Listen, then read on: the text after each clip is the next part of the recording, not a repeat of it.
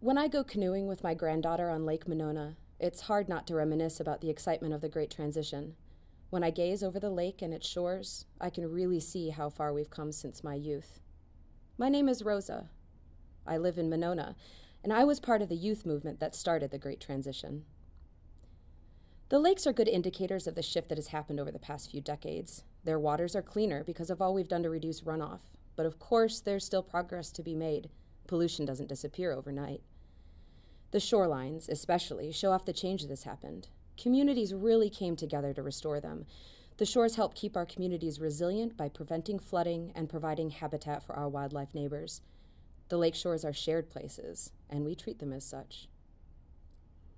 I'd say my community embodies the ideals of the Great Transition. Like many communities in Yahara, we've joined our backyards together into one communal space. We have a small urban farm, a restored prairie, and a community gathering space.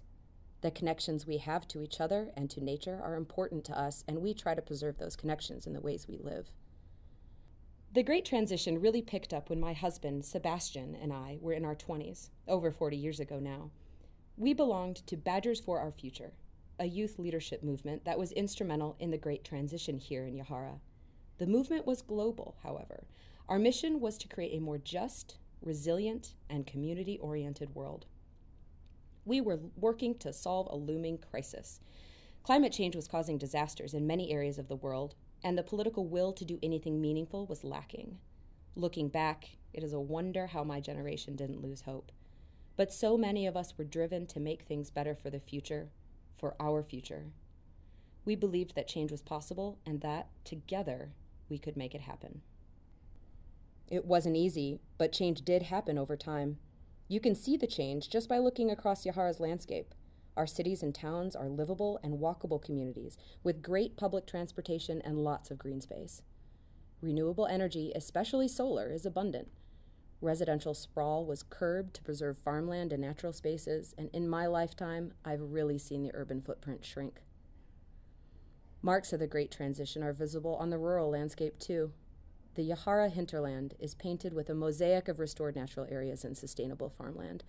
Our farms grow a cornucopia of high-quality foods, vegetables, fruits, pasture-raised meat and dairy.